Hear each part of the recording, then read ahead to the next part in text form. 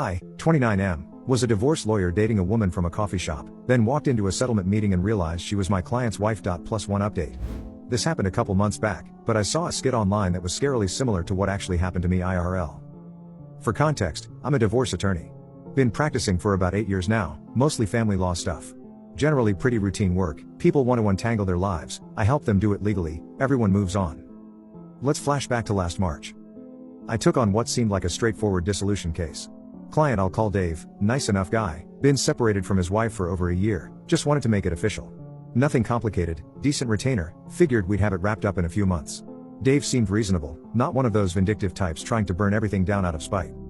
Around the same time, I'd been seeing this woman Sarah for a couple months. Met her at a coffee shop near my office, really hit it off. She mentioned going through a divorce but I didn't pry, not exactly first date conversation, you know?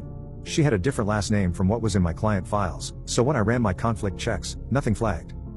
Everything was going great with Sarah. Really great, actually. We were taking things slow but it was heading in a good direction. Until we scheduled the first four-way settlement meeting. I walk into the conference room with Dave, chatting about keeping things amicable, and there's Sarah sitting across the table with her attorney. I literally just stopped mid-sentence. My briefcase slipped right out of my hands and hit the floor with this loud thud. Sarah went completely white. Dave looked back and forth between us for what felt like an eternity, and I could see the exact moment it clicked for him. "Are you fucking serious right now?" he says. Not shouting, but definitely not pleased. Sarah started tearing up. Her lawyer looked like he wanted to crawl under the table. I'm standing there feeling like the biggest moron in legal history. Had to immediately excuse myself with Dave. Guy was understandably pissed. Started grilling me, how long had this been going on, did I know who she was this some kind of setup to screw him over? I'm trying to explain that I'd been dating his wife for a couple months without having any clue who she was. He didn't buy it at first. What kind of lawyer doesn't ask basic questions? He keeps saying. Had to pull out my intake notes to prove the name thing, show him how the conflict check works, basically convince an angry client that I'm incompetent rather than malicious. Took about 20 minutes before he finally believed it was just spectacularly bad luck. Even then he's shaking his head, muttering about how fucked up this whole situation is. I explained I'd have to withdraw from his case and help him find new counsel. There's no getting around it, I've got a personal relationship with the opposing party, which makes it impossible for me to represent him properly. By the end he'd calmed down enough to say this is the weirdest goddamn thing that's ever happened to me. Still wasn't happy about starting over with a new lawyer, but he understood why it had to happen. The paperwork was a nightmare. Had to file a motion to withdraw since we were already in litigation, transfer all his files, deal with refunding unused fees. Sarah and I didn't speak for 2 weeks after that meeting, we were both mortified. Her attorney spent forever trying to convince himself this wasn't some elaborate scheme. Even though nobody intended for this to happen, it was still my screw-up. Should have had better procedures to catch conflicts like this. Doesn't matter that it was an accident, you mess up the conflict check, you deal with the consequences.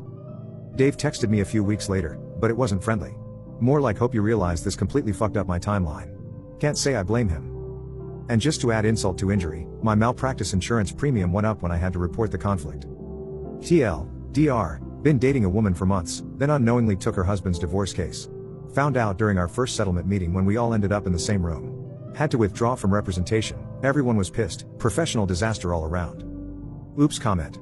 Commenter, I mean you did waste a lot of his money on whatever time you spent that the new lawyer would have to redo. Did you and Sarah at least continue dating afterwards? Oop, hijacking top comment to answer some questions. Sarah used another name socially that Dave had not disclosed. Her file had her legal name. Our check didn't catch it and I didn't connect the dots. Her and I's relationship was less emotionally involved to keep it brief. I've been overworked and dealing with more than a full caseload. Yes, I could have done better at preventing this from happening. This was a major FU. On her end I don't think she knew based on her reaction as well as her being a workaholic too. Pretty much all communication had been directly between me and her counsel. Know her and I did not continue seeing each other for obvious reasons. Also, not a bot. Made a throwaway specifically so this would not be traced back to me or my firm. Oop commented on the re-upload of his post.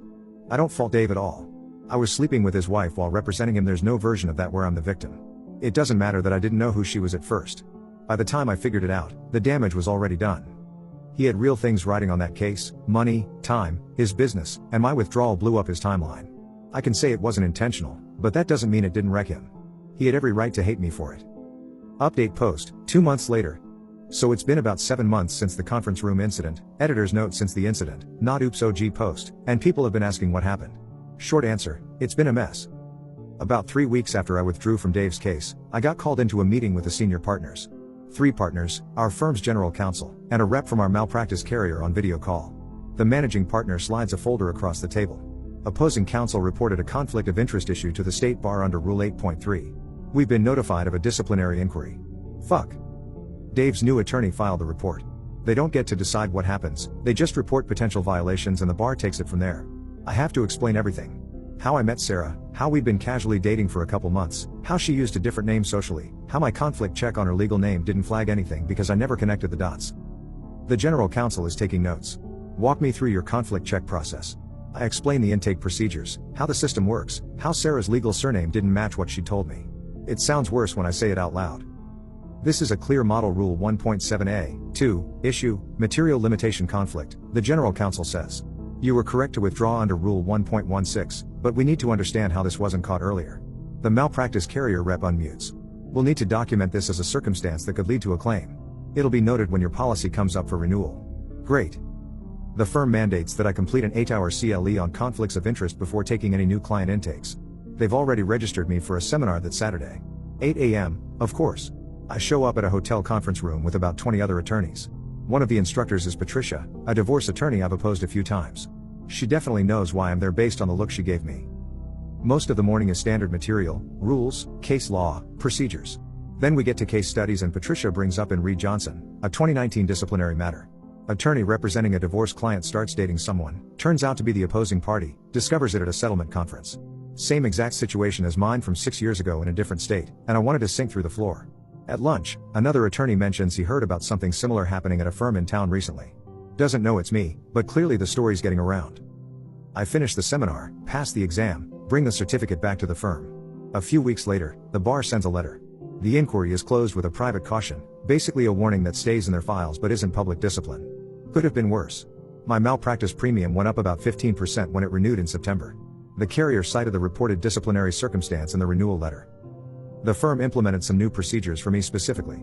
For the next 6 months, I have to get conflicts pre-cleared by the general counsel before taking on any new client.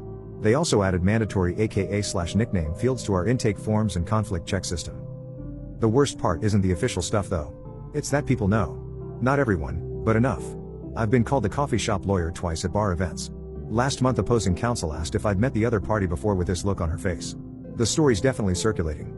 Some versions have me engaged to Sarah. One has me not finding out until trial. It's becoming one of those cautionary tales people tell each other. Haven't dated anyone since March. Deleted the apps. Before I did, I matched with someone who mentioned her divorce and I immediately asked who her lawyer was. She unmatched pretty quick. Can't really blame her. Dave, if you see this, I'm sorry, man. I really didn't know. I hope things worked out okay for you. Sarah, hope you're doing well. Everyone else, just ask the basic questions. Run proper conflict checks. Verify AKAs. It's not worth it. TL.DR, opposing counsel reported the conflict to the bar under Rule 8.3, firm made me do mandatory CLE inquiry closed with a private caution, malpractice premium went up 15%, now I need pre-clearance on new clients and the firm added AKA fields to our system. Story spread around the local legal community, got a nickname, haven't dated since. Officially just a caution, but reputation took a real hit.